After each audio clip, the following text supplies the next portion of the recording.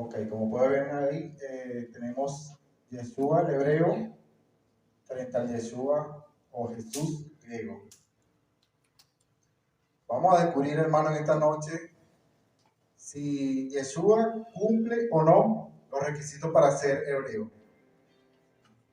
Si no es hebreo, entonces, ¿de dónde es? ¿Y cuándo él se convierte en Jesús?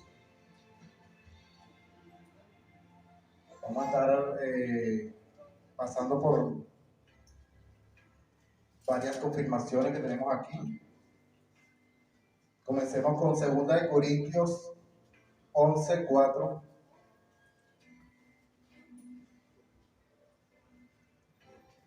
Vemos que dice: porque si alguien viene y le habla de otro Yeshua diferente al que nosotros proclamamos, o si recibe un ruach diferente al que han recibido, o aceptan algunas llamadas buenas noticias diferentes a las que ya aceptaron, ustedes bien podrían haber sido ya convencidos.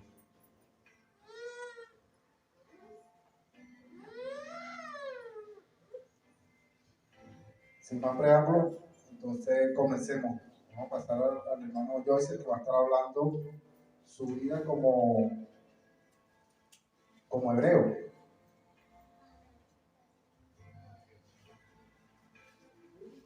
Baruch Hashem, shalom, bendiciones, hermanos. Bienvenidos. Bueno, como acaba de decir mi hermano Manuel, voy a hablar de Yeshua, el hebreo, el judío. Eso comenzando así. Yeshua HaMashiach, conocido como Jesucristo entre las naciones. Nació en Israel, en la ciudad de Bethlehem, de Judea, y murió entre los años 30 y 33 en Jerusalén, capital de Israel, en una provincia que estaba dominada por el Imperio Romano. Yeshua nació en el seno de una familia judía, pues siempre judío. No pretendió crear una religión nueva. Es un hecho histórico indiscutible que Yeshua era judío y era nacional de Israel. Pese a las evidencias, muchos cristianos rechazan que Yeshua fuera un judío israelita, de religión judía. Yeshua nació en Bethlehem, como lo había comentado, al igual que el rey David. También se alteró la fecha de nacimiento de Yeshua para adaptarla a los romanos. Yeshua no nació el 25 de diciembre, como cree casi todo el mundo. Esa fecha es la de una fiesta romana pagana, el nacimiento del sol invicto ante el solsticio del invierno.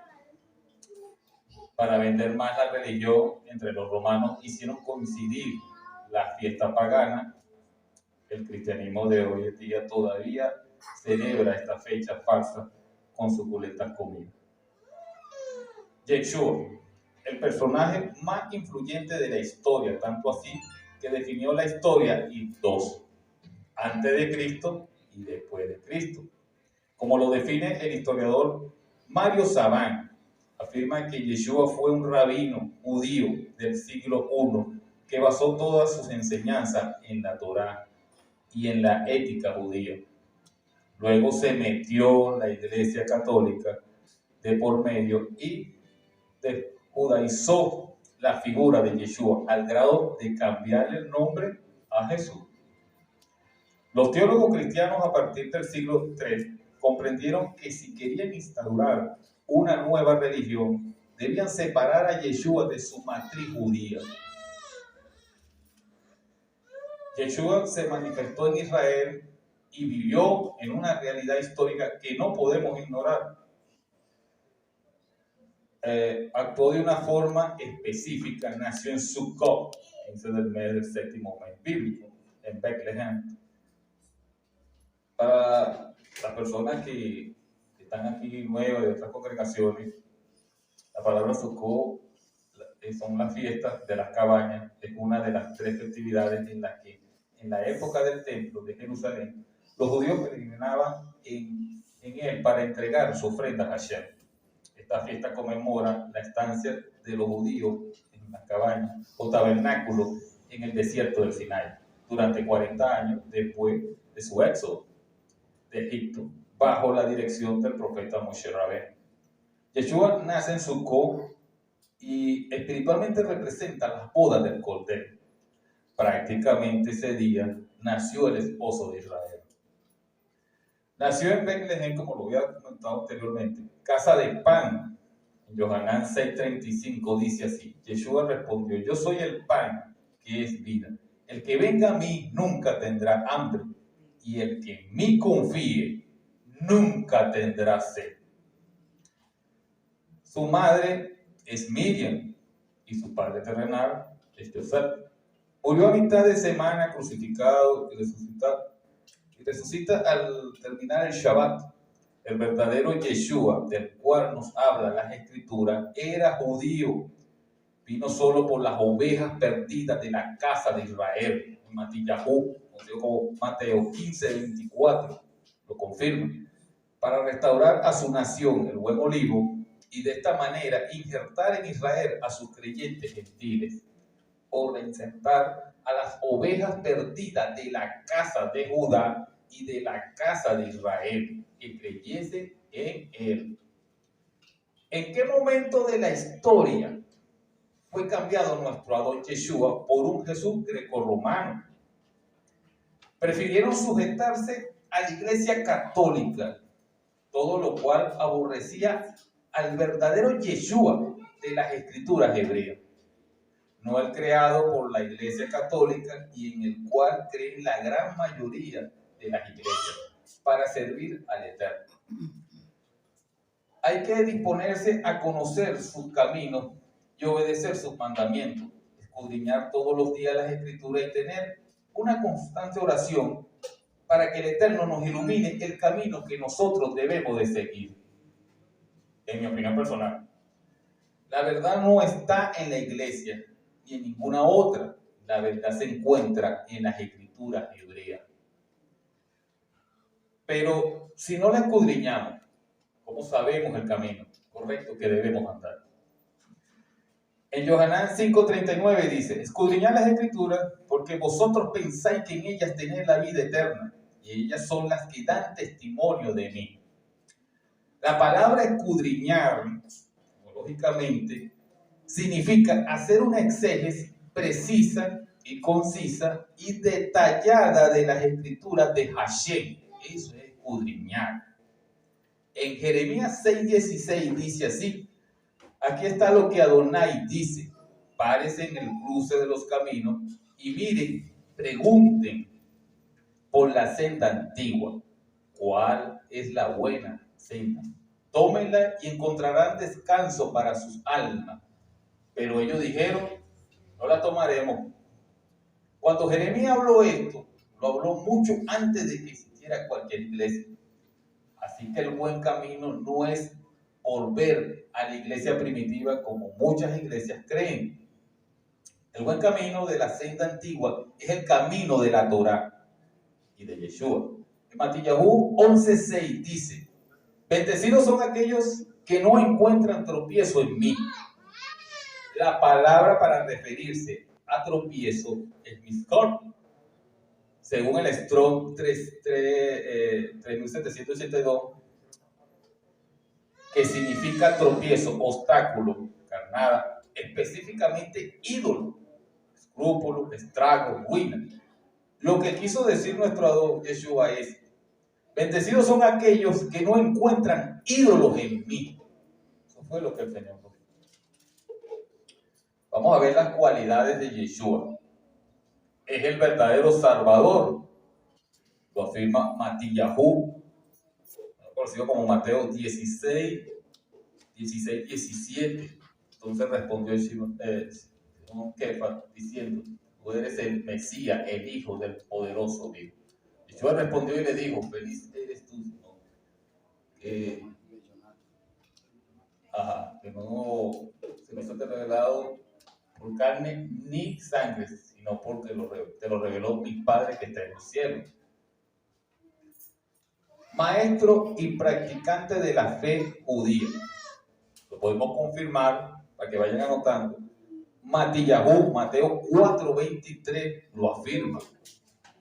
Yeshua recorrió toda Galilea y enseñó en la sinagoga de ellos, anunciando el reino y sanando toda clase de enfermedad y dolencia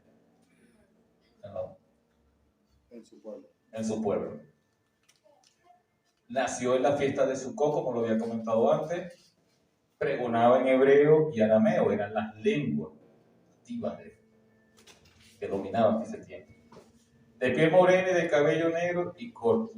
Se presume que haya sido Yeshua de color morenito, pelo corto, con su barba.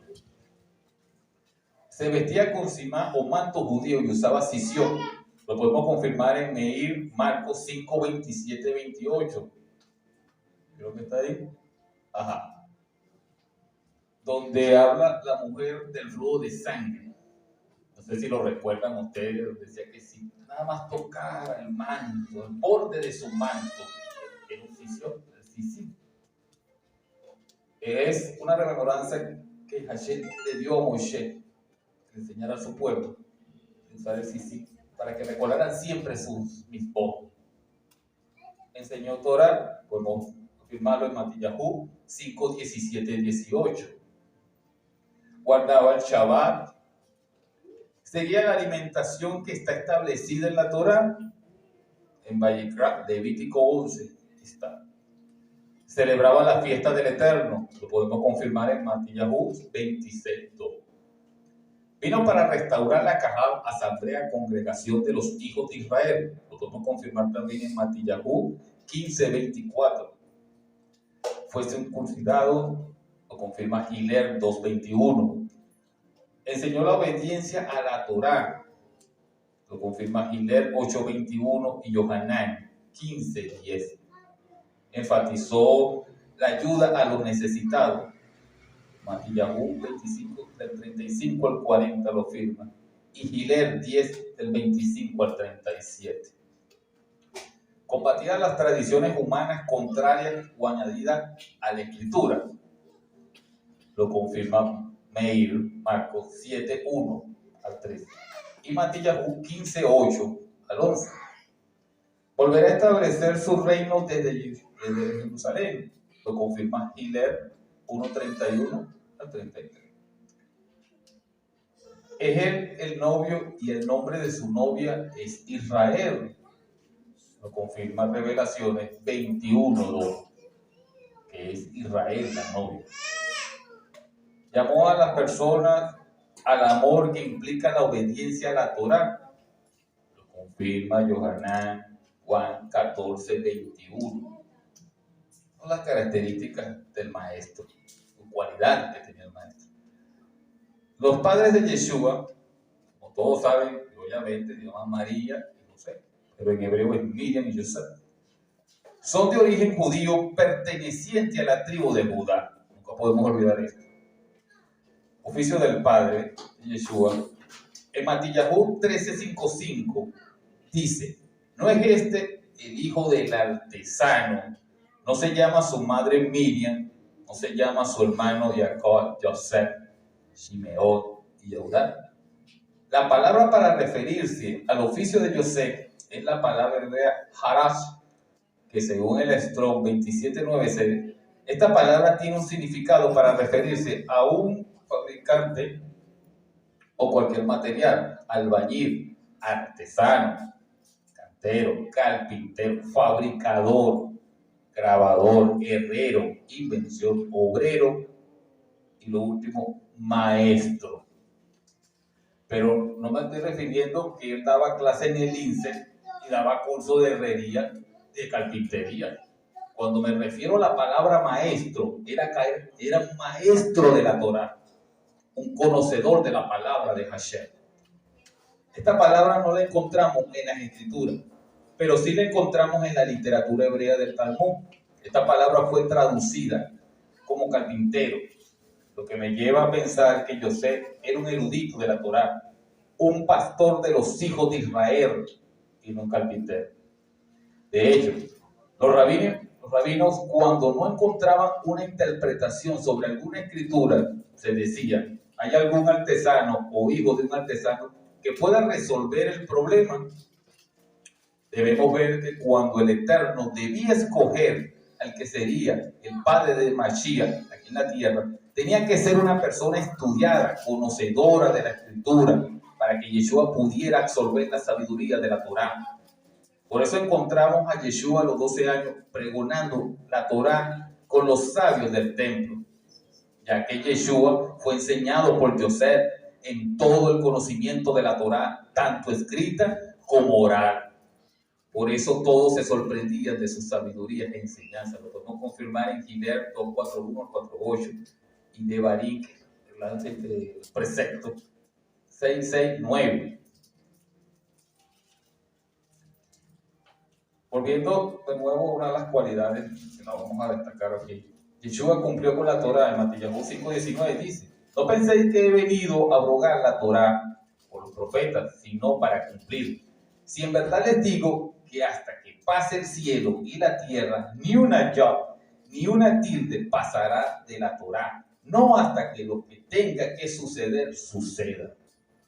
De manera que cualquiera que desobedezca el menor de estos mitzvot y enseñe hacia otro, será llamado el menor en el reino de Adonai. Pero cualquiera que lo obedezca y así enseñe, será llamado grande en el reino de Adonai. La palabra que corresponde aquí es abrogar. Este término se refiere a la abolición, revocación y anulación. Y también significa darle una mala interpretación de algo que está escrito, dando a entender el Mashiach que la Torá siempre iba a estar vigente.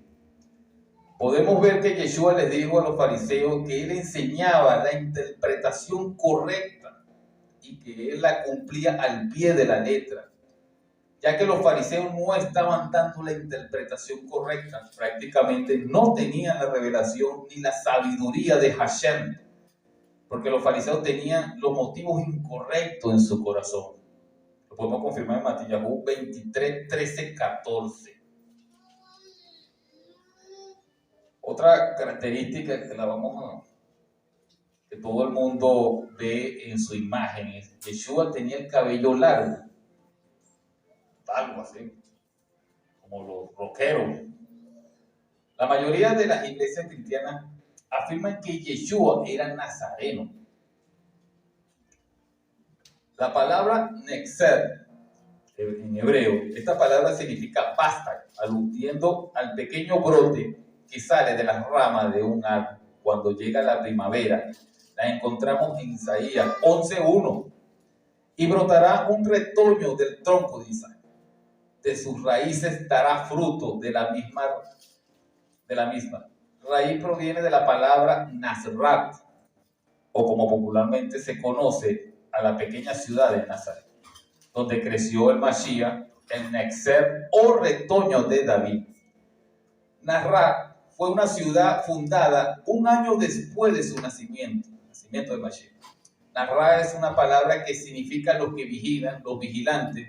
Nazrat tiene que ver con la ciudad donde se crió el Mashiach, no donde nació. Las corrientes rabínicas afirman que Yeshua no debe haber sido nazareno, porque los judíos que tenían barba desaliñada y el cabello ligeramente largo se les identificaba inmediatamente como hombres que habían tomado un voto nazareno. Esto significa que debían dedicarse a Elohim. Los nazareos eran para los antiguos hebreos hombres consagrados a Adonai, que se abstenían de vino y otras bebidas embriagantes. No se cortaba el cabello, no podían acercarse a los muertos y poseían una fuerza espiritual especial. Eso me hace llevar a Sansón. A diferencia de Sansón, que era nazario, con características de nazareno, cabello largo, no podía beber ninguna clase de bebida embriagante que fuera preparada o elaborada a base de uva. No podía comer uva tampoco. No podía estar cerca de personas muertas. Eso es pagar un voto de nazario, ya que Sansón era un juez de la tribu de Dan, mientras que Yeshua era lo contrario. Resucitaba a los muertos, bebía vino, Yeshua vino con un propósito diferente, con un plan de redención y por consecuente no pudo haber tenido el cabello largo. Estas son una de las características de Yeshua, el hebreo. Todo el tiempo tenía su mentalidad hebrea, su cultura hebrea en sus venas, cumplía con los mandamientos de la Torá. En ningún momento abolió o abrogó la Torá, como nos hicieron creer. Tuvo unos padres que fueron descendientes de la tribu de Judá, que tenían el linaje judío. Su padre, Yosef, era un hombre respetado en la sinagoga, conocedor de la Torá, que le enseñó eso de enseñarle los preceptos de Hashem, que los llevara siempre en su corazón, porque Yosef sabía que él era el Cordero, que él era Yeshua HaMashiach. Ahora los voy a dejar ahora con mi hermano Pedro, que le va a dar la otra parte.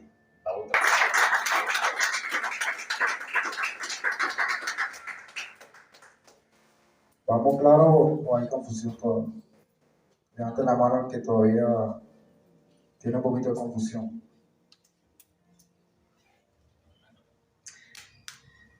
Yo les voy a hacer una exposición. Si yo les nombro a ustedes, por ejemplo, nombres comunes de países comunes, si yo les digo a ustedes, ¿qué les suena a Juan o Pedro? ¿A qué país? Países latinos, ¿cierto? ¿Ah? Si yo les digo Justin o Harper, ¿a qué les suena? Americano, ¿cierto? Tenemos nombres de origen latino. Tenemos a Marco, Lucio, Santiago, nombres latinos, para que vayan haciéndose una idea. Ahora, si decimos nosotros que los nombres hebreos tienen un significado profético, si yo les hablo de Yeshua, Elijah, ¿a qué les suena eso? Hebreo. Y por consiguiente, tienen un significado profético. Si vemos el caso de Elijah, de Isaías, quiere decir Yah es la salvación. Yah, que es Jeremías, exaltación a Yahvé. Elías o Elijah, mi Dios es Yahvé. Si decimos Yeshua, Él salvará a su pueblo, que viene de la raíz Yasha, que significa salvar. Entonces, ¿cómo un hombre puede tener o recibir distintas personalidades? Es la pregunta que nos hacemos. ¿En qué momento de la historia se distorsionó todo esto? ¿Cuándo Él se convierte en Jesús? Ninguno me tiene una respuesta.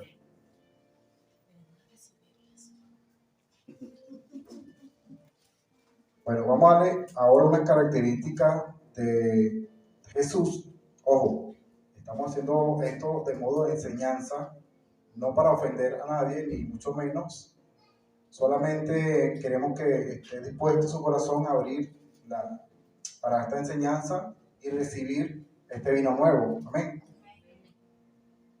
Tenemos que Jesús nos dice que Él fue el que creó la iglesia y que creó una nueva religión, que nace el 25 de diciembre, o sea, ya va a nacer, la próxima semana, ¿no? Que pregonaba griego o latín, que vestía con ropas romanas, porque tenemos las ropas de los hebreos, que son mandatos celestiales. Dice que abolió la ley, que abolió la Torá, pero no abolió la Torá, ¿cierto?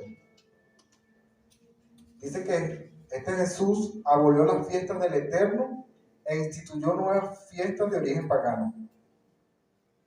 Sustituye el Shabbat por el domingo. Tenemos una comparación de dos personajes distintos. Ahora vamos con Yeshua HaMashiach. Él era maestro de la Torá. Vino por su pueblo y por las ovejas perdidas de la casa de Israel. Hablaba en hebreo o arameo. Anduvo en Israel. Nació en las fiestas de Sukkot. Guardaba el Shabbat. Guardaba las fiestas del Eterno. Vino contra las costumbres humanas y la ley judía.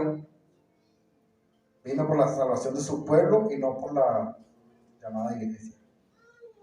Vino como Mashiach sufriente, vestía ropas celestiales judías y vendrá como Mashiach ben David. ¿Cuántos lo creen? Amén. Ahora, hasta ahora podemos decir quién es la copia y cuál es el original. ¿Ven? Pero vemos cómo ocurrió esta distorsión. Veamos un poco la historia y retornemos, 2022 años atrás. Tenemos que preguntarnos cuál fue la causa de la distorsión o la desaparición de Yeshua en las enseñanzas. Tenemos que hablar del nacimiento llamado después cristianismo como nueva religión, la cual se separa de la verdadera esencia y raíz de origen hebreo. Debemos estudiar un poco la historia y sus acontecimientos. Recordemos que Israel estaba bajo el Imperio Romano en el momento de que Yeshua llega en su ministerio, en la aparición de Yeshua en la historia. Pero podemos decir que los primeros seguidores de Yeshua eran hebreos. Cuando Roma comienza a perseguir a los emisarios del maestro, eso lo podemos confirmar, si quieres te lo pregunta Shaul, fue uno de los que persiguió a los emisarios del Señor. De hecho, en el Imperio Romano, este movimiento que iban haciendo se consideraba una peste que promovía alteraciones dentro del pueblo. Y todo aquel que se considerara hebreo y no romano era asesinado. Yo creo que de ahí nace la palabra que tenés que decir católico, apostólico y romano, si no moría. Entonces, ¿qué fue lo que sucedió realmente? ¿Por qué los gentiles lo llamaron nazareno, como dijo el hermano? Al principio los llamaban los del camino, no los llamaban cristianos. Igual, en tono de burla, oiga, lo decían los cristianos. Este título era reservado solo para los creyentes en el Mashiach en ese momento. Al ser exiliado el pueblo hebreo y que ya no había sacerdotes dentro del templo que velaran por el cumplimiento de la Torá, entonces los gentiles, los creyentes de origen gentil, comienzan a oficializar las cosas en el templo, pero con ciertas condiciones del Imperio Romano. Entre ellas, que ya no era necesario guardar el Shabbat. A medida que iba pasando el tiempo, iban surgiendo nuevos líderes, creando un sistema religioso distinto al original, agregándole paganismo. ¿Con qué función? Les pregunto. ¿Con qué intención? Por aquí yo consigo o agrego a título personal, para agradar el imperio o para agradar a la gente y no al Eterno, o por intereses económicos. ¿Cuál más le suena? ¿Cuál mejor le suena?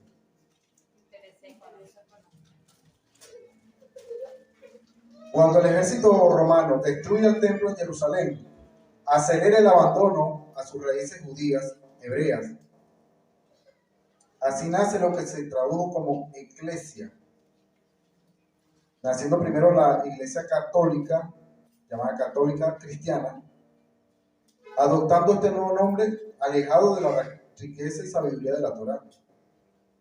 Muchos pensamos que Constantino fue el responsable de la corrupción o desviación de las raíces de la fe. Pero al comienzo de la apostasía, dentro del movimiento llamado cristiano, fue por parte de un señor llamado, anótalo ahí, Ignacio de Antioquía, quien fue el que se rebeló contra el concilio de Jerusalén, usurpando la autoridad, separándose de los judíos y declarando que la Torá estaba abolida. Este señor dijo que él comenzaba anulando las fiestas del Eterno.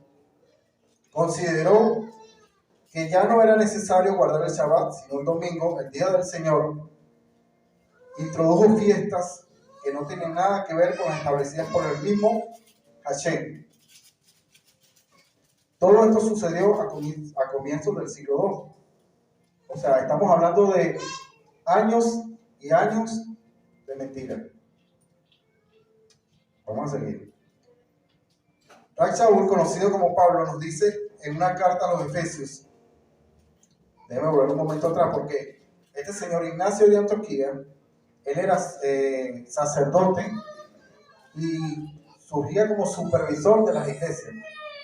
Pero muchos años antes, nuestro Rav Shaul nos dice en sus cartas: tengan cuidado de vosotros mismos y de todo rebaño en que el Ruach HaKodesh os puso por supervisores para apacentar la asamblea de Elohim, que adquirió mediante su propia sangre. Yo sé que después de mi partida entrarán entre vosotros lobos feroces que no perdonan el rebaño, y de entre vosotros mismos se levantarán hombres que hablen perversidades para arrastrar discípulos tras de sí. Lo podemos encontrar en Hechos 28:30. ¿Quién ha visto la inscripción que está en el madero de Yeshua cuando está en el monte? ¿Qué dice ahí? Ipri. ¿Y qué significa eso?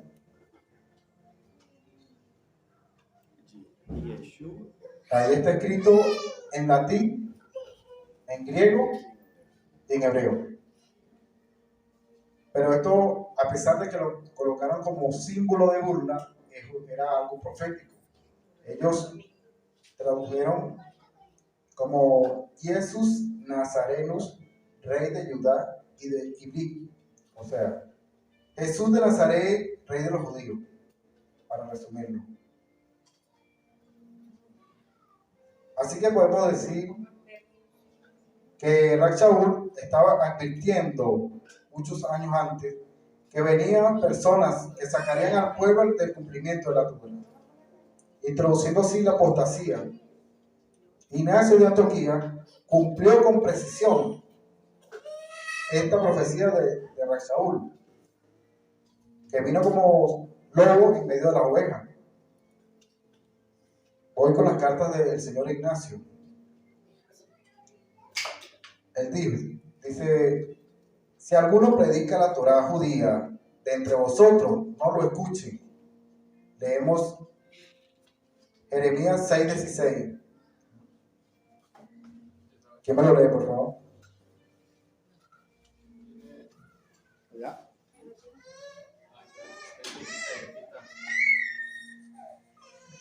Juan, aquí dice: párense en los cruces de los caminos y miren, pregunten por las sendas antiguas, ¿cuál es la buena senda? Tómenla y encontrarán descanso para sus almas. Pero ellos dijeron: no la tomaremos. El hermano le hizo cita sobre esto porque vemos que hasta este momento hay cumplimiento de esto. La senda antigua no es que venga el avivamiento de la calle tal o que no, eso no es el avivamiento que está esperando el Señor. Seguimos. El señor Ignacio dice: así pues, si ustedes han estado practicando algunas costumbres judías antiguas, ya no es necesario observar tanto el Shabbat. Debemos adoptar en nuestras vidas el día del Señor, el domingo. Como obispo, este señor era el supervisor de las iglesias, de las congregaciones llamadas eclesias en latín, introduciendo nuevas normas cristianas, apartando el judaísmo. Él decía, aprendamos a vivir según las reglas del cristianismo. Esta es una carta que se le envió a los magnesianos. Él dice, es absurdo hablar de Jesús y vivir como judío, reflejando así lo que se conoce hoy en día como el antisemitismo. Hoy en día todavía vivimos en el engaño de que Israel fue reemplazado por la iglesia. Esta teología es llamada, si quiero tome nota, para que lo busque más adelante, la teoría del reemplazo. Noten, teoría del reemplazo. Diciendo que el Padre rechazó a Israel y que la iglesia es la nueva novia. Diciendo que también Jesucristo, quien vino, fue el que vino a fundar la iglesia, cambiando todo en un nuevo pacto, dejando fuera a Israel. Porque ellos mal tradujeron la palabra Kehila o Kahal por iglesia. En el original hebreo dice Kahal, que es asamblea de Israel o pueblo de Israel. Lo puede conseguir en la Septuaginta, que fue traducido al griego, ahí fue donde introdujeron iglesia. Eso lo podemos comprobar en el Brit Hadashah, que es Kehilá y no iglesia. Dice, cuando Moshe estuvo en el desierto, en el monte Sinaí, aparece la palabra Kahal. Y en ese entonces no existía la iglesia, sino Moshe y el pueblo de Israel. En Hechos 7:38 nos lo confirman. Dice, este es el hombre que estuvo en la asamblea de Israel, o sea, en la Kahal de Israel, en el desierto, acampando por el Malax que había hablado en el monte Sinaí. Y por nuestros padres, el hombre que le fueron dadas las palabras vivientes para ser pasadas a nosotros. Tenemos estos señores conocidos hoy en día como los padres de la iglesia. Me consigo por nombrar algunos. Si quieren, anótelo. Tertuliano. Tome nota. Este señor dijo que Dios había rechazado a los judíos a favor de los cristianos católicos. Tenemos otro señor llamado Ireneo, obispo católico, dijo, las escrituras ya no son de los judíos, ahora nos pertenecen a nosotros. Tenemos a un señor llamado Justino, también obispo católico, dice, ya los judíos no son herederos, sino los cristianos. Ellos decían, se basaban en Romanos, decían, o sea, las maldiciones son para ellos y las bendiciones para nosotros. ¿Quién me dice quién es el señor Martín Lutero? ¿Y qué representaba él? Fue un reformista, ¿cierto? Mucha teología está basada en el señor Lutero. Pero dígame algo, vamos a ser sinceros, algo bueno de Lutero. Hizo la reforma, introdujo muchas cosas. Pero este señor, lastimosamente, tiene un libro llamado Los judíos y sus mentiras. Búsquelo rapidito, como dice el Moré, antes que Hazatán se entere. Los judíos y sus mentiras. Lo puede buscar en Google. Él dice, Los judíos son un pueblo despreciable y no es un pueblo de Dios. Su circuncisión y su ley deben ser consideradas sucias. Son igual que heces de puerco. Sus sinagogas es una novia impura, sí, una ramera, mujerzuela, impía. Sus escuelas, libros de oración deben ser destruidos y quemados. Sus rabinos se les tiene que prohibir predicar. Sus casas, propiedades, deben ser confiscadas. No se les debe mostrar ninguna piedad o misericordia. Esto se parece al holocausto nazi. Creo que este señor se basó en esto. Cumplió al pie de la letra. Los llevó a un campo de concentración. Los puso a pasar hambre. Le quemó los libros. Porque, hermano, debemos entender que Hasatán conoce el propósito del Eterno. Y él sabe que su objetivo principal es destruir al pueblo de Israel. Ha hecho miles de intentos. Esto me lleva a hablar sobre 2 olivos. Vamos a caer en, véalo ahí, 2 olivos. Si quieren me prende la luz, por favor. Necesito 2 personas que me tengan los 2 olivos.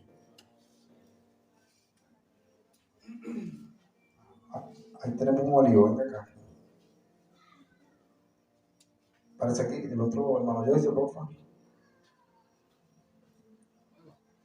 Hicimos lo posible por hacer una mejor maqueta. Estos olivos en ese momento había escasez de agua, estábamos en el desierto. Estaban secos. Bueno, la intención es lo que importa. Y aquí se nota que pasé dibujo y esa cosa con 10. Bueno, para entender un poco todo esto que le hemos estado hablando tiene un misterio y un cumplimiento profético. Aquí tenemos 2 olivos representando, vamos a representar a Emilce como el olivo natural,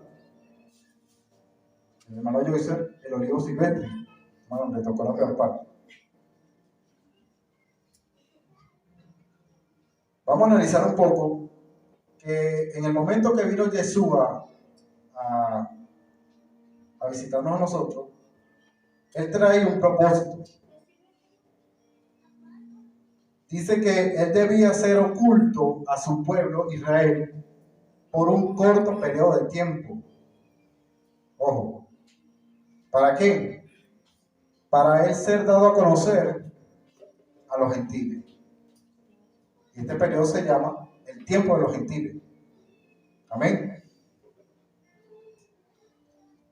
El maestro, aunque quería ocultar que él era Masías porque él hacía milagros y prodigios, él le decía a su discípulo, ¿qué le decía él a su discípulo? Cuando él hacía un milagro, ¿qué le decía a él? No se lo digan a nadie. ¿Pero por qué? Hay un misterio ahí, ¿cierto? Porque él no podía ocultar el milagro, era evidente. Si tú resucitas un muerto es evidente, ¿o no? ¿Qué quería que realmente ocultaran su identidad como Mesías? ¿Para qué? Esa es la pregunta. Entonces, los discípulos le preguntaban que le diera señales y este insistía, no se lo digan a nadie. ¿Cuál era el propósito?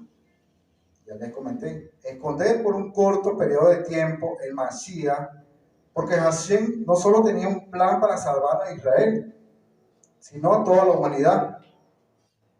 O sea, para que nosotros también tuviéramos una oportunidad de ser salvos por medio del Mashiach. Amén. Es por esto que el Padre endureció el corazón de su pueblo amado. Este gesto lo tenemos que agradecer. Leemos Mateo 13, capítulo 13, versículo 10,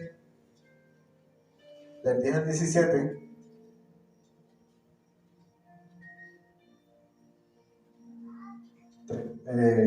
¿Quién? 13, Mateo 13, ¿no tiene? ¿Quién me lo lee, porfa? Sí, Mateo 13, del 10 al 17.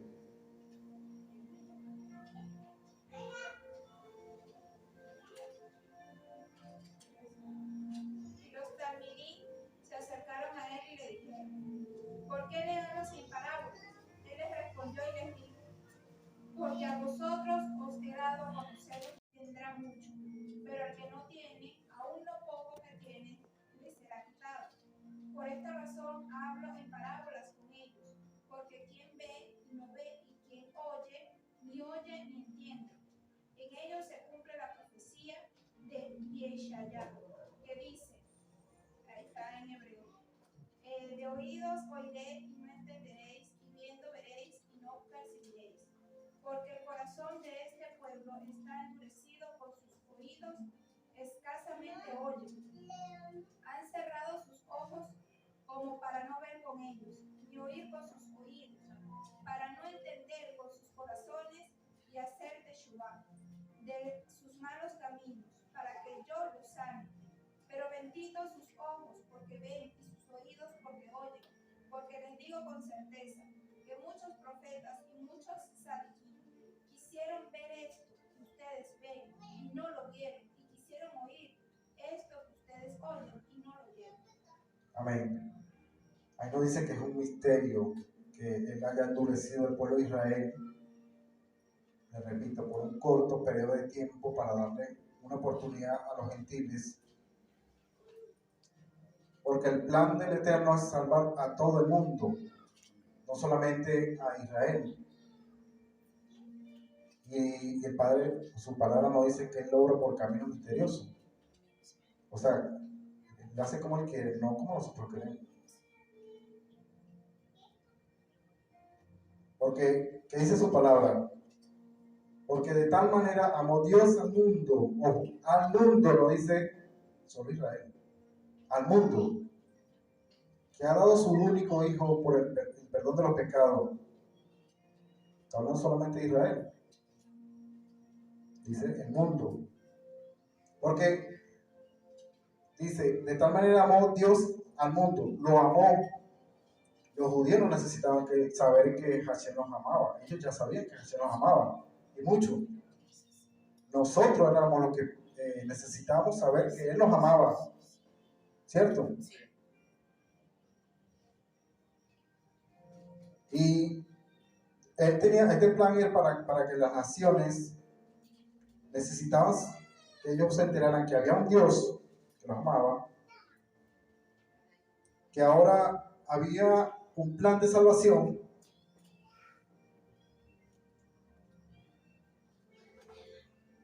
y no estuvieran perdidos, porque no tenían dirección. Hashem abrió un espacio de tiempo llamado el tiempo de los gentiles. Pero debemos estar claros, hermanos, que todo empezó en Israel. Y después fue pasado a las naciones, no viceversa. Ahora, ¿con quién tendrá más misericordia el Eterno? ¿Para aquellos quien se le fue revelado el Mashiach, o para aquellos que le fue escondido el Mashiach? Y más si ellos son su pueblo. O sea, para nosotros que fue revelado el misterio del Mashiach, todo lo que el pueblo judío ha sufrido no fue porque el Señor lo rechazó. Hay que aclarar esto. Y mucho menos que él se buscó otra esposa, o sea, se volvió a casar, se divorció y se volvió a casar. ¿Por qué no hace estas cosas? Estas lo hacemos nosotros. Hashem solo puso a Israel en un estado, llamémoslo, de stop, para abrir paso y darle el tiempo a los gentiles de volverse de su mal camino y vuelvan la mirada a Hashem. Para que al final todo el mundo sea salvo. Hermano, ya queda de su parte si usted lo rechaza o lo acepta.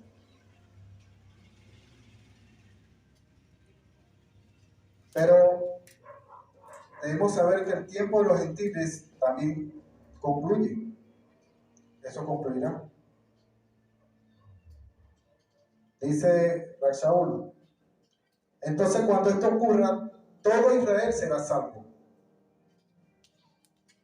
¿Cuántos de los que están aquí hasta ahora estamos entendiendo el misterio del Mashiach? Amén. Ojo, el tiempo de los gentiles no va a durar para siempre. El tiempo de los gentiles se está acabando. El tiempo de los gentiles se agota. Nosotros ahora estamos formando parte de Israel. Hoy en día, estamos siendo partícipes de la restauración del sonido del shofar. Porque Yeshua, nuestro maestro, dijo: Jerusalén estará bajo el dominio de los gentiles hasta el tiempo que ellos terminen. Y el último imperio que tuvo dominio sobre Israel fue el Imperio Romano, el cual quiso acabar y destruir todo lo que oliera a judío. Todo lo que oliera a judío. Viendo esto como un dominio de los gentiles sobre Israel, a lo que Yeshua se refería. Así que todo tiene un propósito. Pero vemos hoy en día, ¿dónde está el Imperio Romano? Se acabó. ¿Dónde está Israel? Todavía está de pie, hermano. Aquí está un remanente de Israel.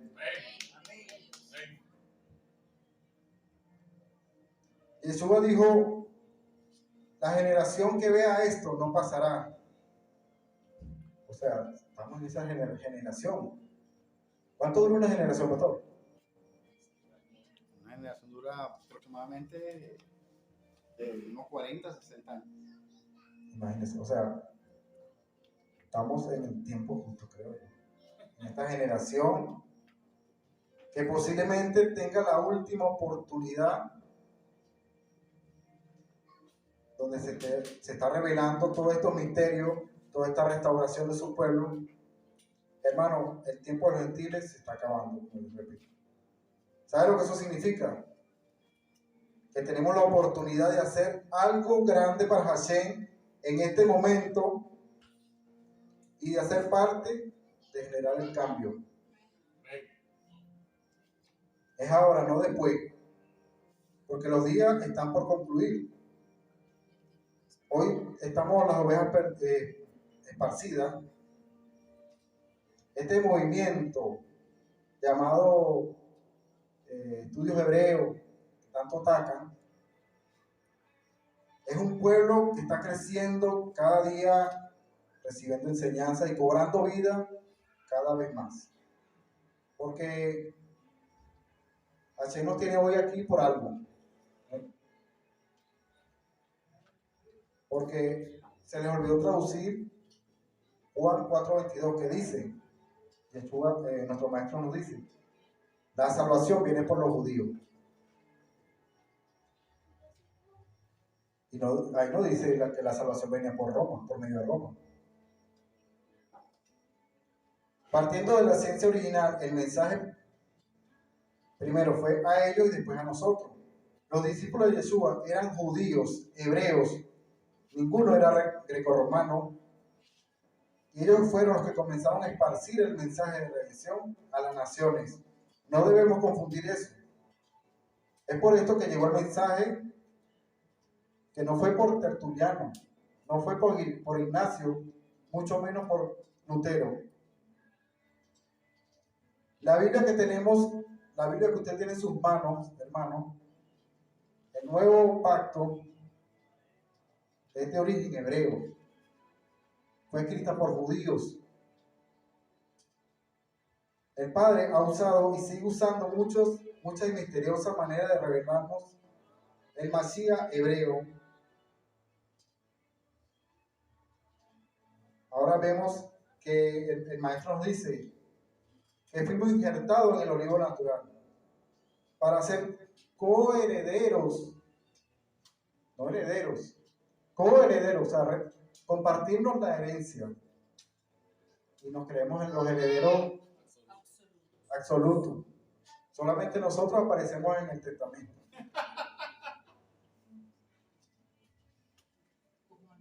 Hermano, en el momento que el Eterno, este le dije que era el olivo natural. Pasa un momento por acá. Entonces, para allá, dice, en el momento que el Eterno nos saca del olivo silvestre, vamos a quitar una ramita, nos injerta aquí, en el olivo natural. No nos dice que nos injerte en otro lado. Y mucho menos decir que los judíos tienen que convertirse al cristianismo. Vamos a leer Romanos capítulo 11, 17. Capítulo 11, 17. Dice, si alguna de las ramas fueron desgajadas y tú, siendo olivo silvestre, has sido injertados entre ellas, Hashem te traslada de tu estado silvestre, te lleva al estado natural. ¿Cuál es nuestro estado silvestre? Estar en el mundo. ¿Cuál es el estado natural? Cumplir la Torah, un estilo de vida diferente. ¿Cierto? Amén. El Padre tiene misericordia con nosotros y nos pone al mismo nivel de los grandes. Si nos coloca allá, nos está colocando al mismo nivel de Moshe, Isaías, Jeremías, Daniel. Porque ellos ahora nosotros estamos metidos dentro de su pueblo. Cuando estábamos en el olivo silvestre, nos encontrábamos sin un Dios, sin promesas, sin un pacto, sin un Mashiach. Amén.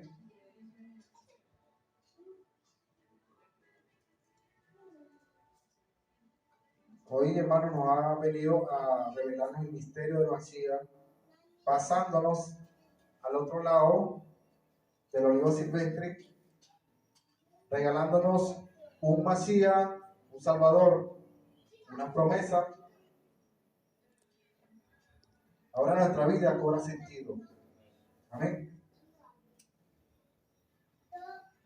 Así cuando te saca del olivo silvestre, dice, ya tú eres mío. Él no te deja en tu estado natural silvestre. No, te pasa para allá. ¿Cuántos nos han pasado para el otro lado? Amén. Todavía hay gente aquí en este lado silvestre. A veces. Entonces nosotros tenemos la oportunidad de ir sacando ramas de este olivo. Hermano, este olivo se tiene que quedar calvo, sin rama, para pasarla para este lado. ¿Quiénes están dispuestos a ayudar a eso? Tanto que me costó hacer la maqueta. Ajá, déjenlo así. ¿Quiénes están dispuestos a ayudar a hacer eso? Porque su palabra dice que la mies es mucha y los obreros son pocos. Mire, en mí se tiene una creatividad, ahí lo injertó todo. Ninguno se le ha caído.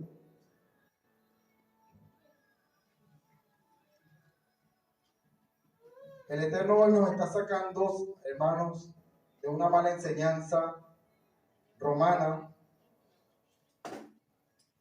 y llevarnos a aquel lado, quiere hacernos parte de algo grande. Lamentablemente, la mala teología, la teoría del reemplazo, comenzó a querer sacar un nuevo árbol. Pásame ese árbol ahí, hermano. Hágame el favor y usted va a representar ese nuevo árbol. Venga acá, ya que lo agarró. Les presento un tercer árbol. Pero no eran dos. ¿Por qué apareció ese? ¿No se le suena ese? ¿Qué representa ese árbol? Ese tercer árbol. ¿Qué representa a Edward? No miren a Edward, al árbol.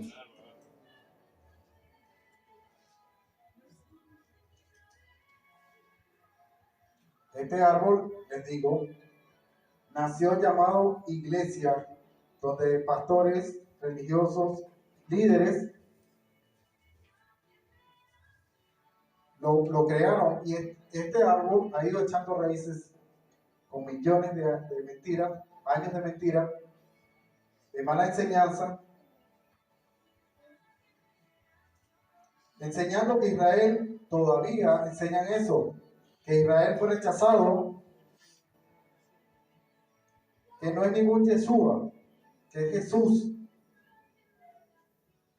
y que la iglesia cristiana, esta señora que está aquí, es el nuevo Israel.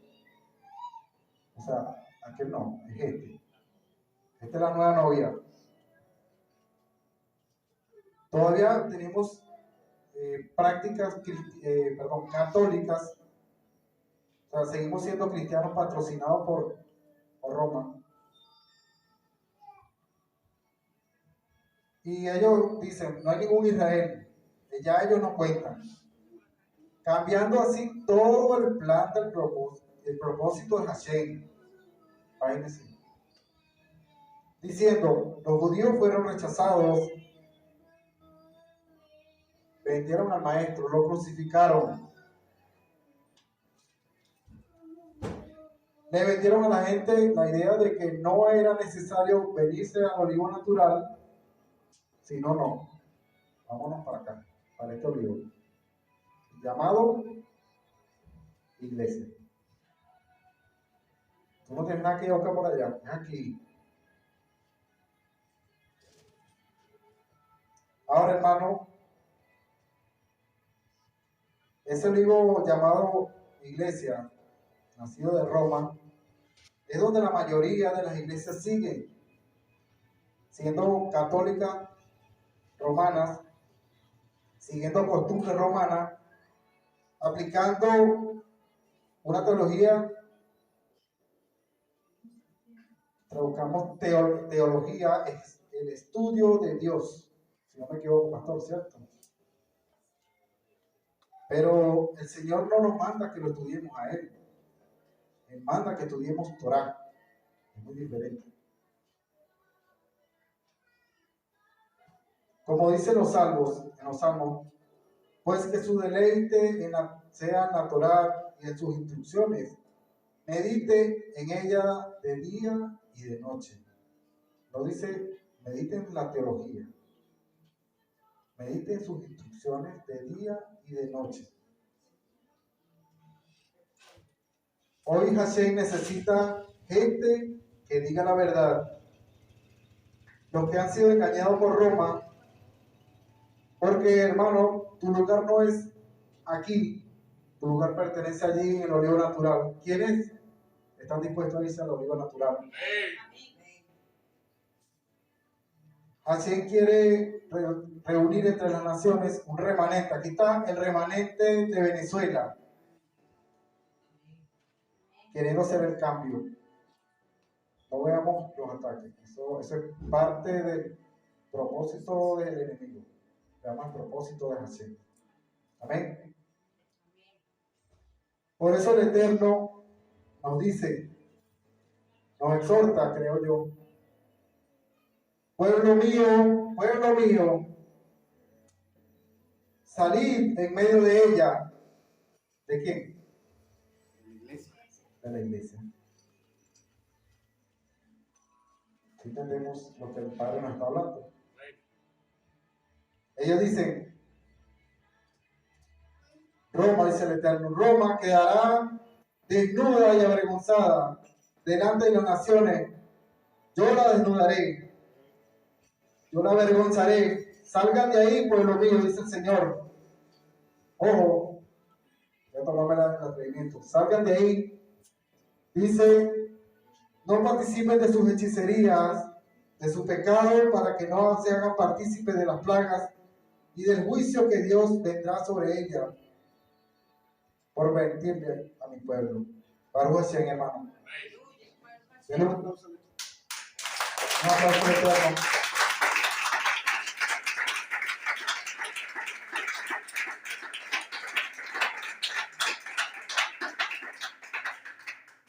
Ahí tenemos una imagen. No nos hagamos imagen. La intención no es que tengamos imágenes de Yeshua.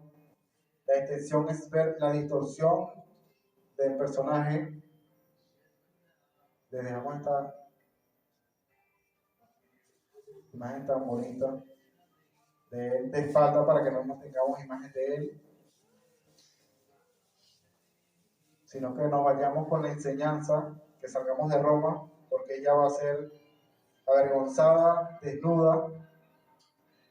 Que el Eterno le bendiga, hermano. Levanten la mano los que tienen preguntas.